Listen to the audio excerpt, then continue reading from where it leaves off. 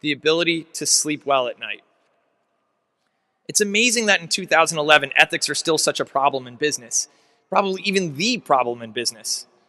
With every passing day, it becomes clearer and clearer how, over the last couple of years, individuals and their institutional sponsors defrauded investors and took ill-gotten gains off the table without a hint of sorrow or regret.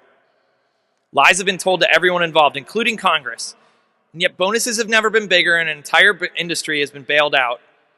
And yet the primary malfeasants still have the gall to accuse the current administration of being meddlesome socialists. I know some of these jerks personally and professionally, and while it's easy to envy their private planes and their Aspen chalets, I'm here to assure you, to a one, every single one of them is haunted by demons. Each of them. Their public denials come at such compounding cost to their souls. In fact, every time they open their mouths, you can almost hear the batteries of their integrity draining. They're unhappy at home because their family and friends can smell the stink of dishonesty on their skin and in their clothes.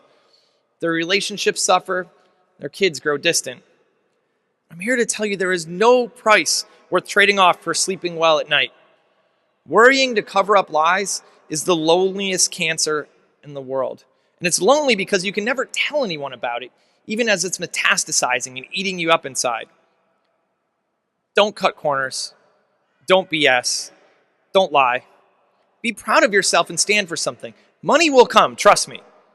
But no amount of money in the world will help you sleep well at night if you haven't been legit. So now that you've been reset, you're in the here and now, you're going on offense, you're being helpful, and you're proud of who you are, it's time to take it one step further. The most important piece of advice I can give you on the path to happiness is not just be yourself, but be your weird self. It takes too much energy to be anything but your weird self. I mean, we spend too much of our lives trying to live up to the expectations of others. We buy things we don't really want with money we don't really have to impress people we don't really care about. Forget that. Forget what other people think. I mean, everyone here is weird, admit it.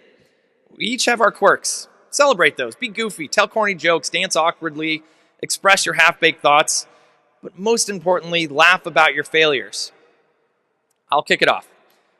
So once I was meeting the president of Ecuador, and I'm at his palace, and I'm really excited to show off my Spanish. And so he asked me how I arrived there that day. And I tell him, cogí el autobús, which in Spain, where I learned Spanish, means I caught the bus. But I've heard at least one chuckle in this room that indicates in Latin America, cogí el autobús doesn't mean I caught the bus. It actually means I made dirty, passionate love to the bus.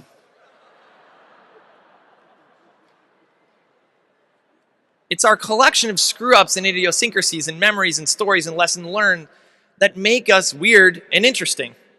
I mean, weirdness is why we adore our friends. I can see the weirdness and mutual recognition of weirdness in your eyes as you look around at each other. Weirdness is what bonds us to our colleagues. Weirdness is what sets us apart and gets us hired. Be your unapologetically weird selves. In fact, being weird may even find you the ultimate happiness. That's expressed in an old saying whose author was lost long ago, but it goes like this. We're all a little weird, and life's a little weird.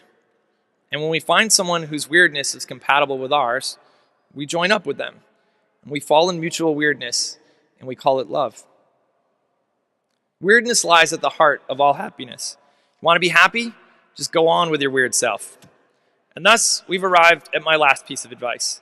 We've rebooted, we're present, we've committed to go on offense, be helpful and ethical, and we're going to leave here being the sincere, authentic weirdos that we really are.